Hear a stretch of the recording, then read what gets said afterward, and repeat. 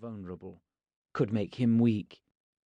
Sir Henry sighed and frowned slightly at himself for having strayed into sentimentality and turned back to business.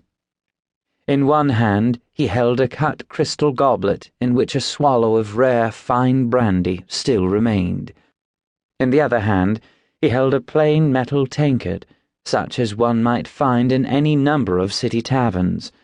As the Earl of Staffordshire, Sir Henry was accustomed to the finest things money and station could provide. Yet it was this ordinary tankard that kept him up past midnight, hoping for a better future for his child and, God willing, the other children to come. The steadily burning fire wavered with the change in the movement of the air in the room. Sir Henry turned to see the arrival of his adjutant and trusted secretary, Mr. Sloane. Sloane entered the room quietly, without knocking, shielding the light of his candle with his hand so as not to disturb Lady Anne.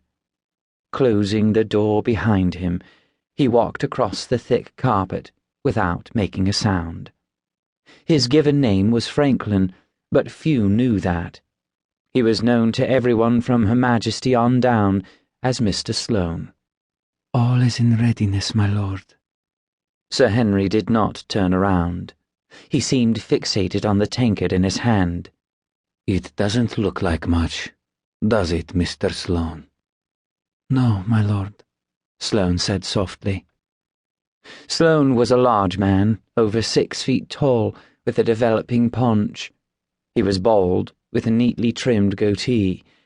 Years of service in the Freyan army were still visible in his stance and bearing. He had been a sergeant in the Royal Marines prior to taking service with Sir Henry.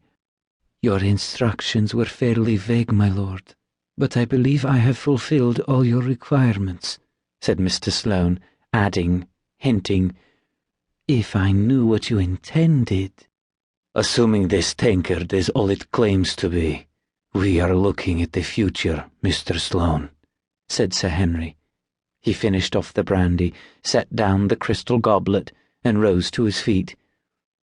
"We need to test these claims." "We are going to test the future, my lord?" Mr. Sloane asked with a faint smile. "No, Mr. Sloane. We are going to blow it up," said Sir Henry. He lit his own candle to find the way through the dark house, left the bedroom silently, and, with one final fond glance at his wife, gently and softly shut the door. The two men traversed the sitting room, walked past the many other bedrooms, drawing rooms, dressing rooms, and the nursery, all of which were located on the 3rd floor of the manor house. A grand staircase of red and black marble and oak led from the 3rd floor to the 2nd, where there was a dining room, a ballroom, a long gallery, the enormous library, and Sir Henry's study. A smaller, more cramped back staircase took them from the 2nd floor to the ground floor. The two men walked down a stone corridor and came to the kitchen.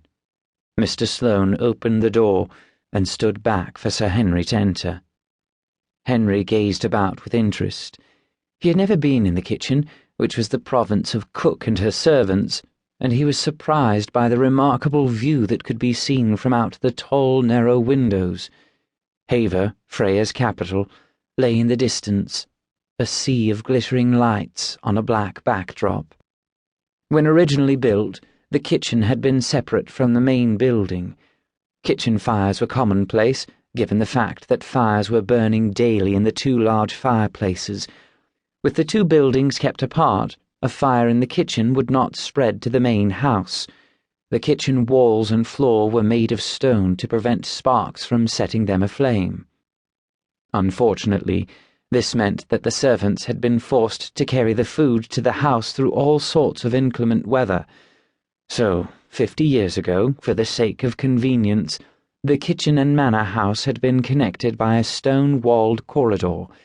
The kitchen consisted of one large room used for general cooking and several smaller rooms designed for more specific purposes: the cold storage room, the pantry, the wine cellar, and so forth.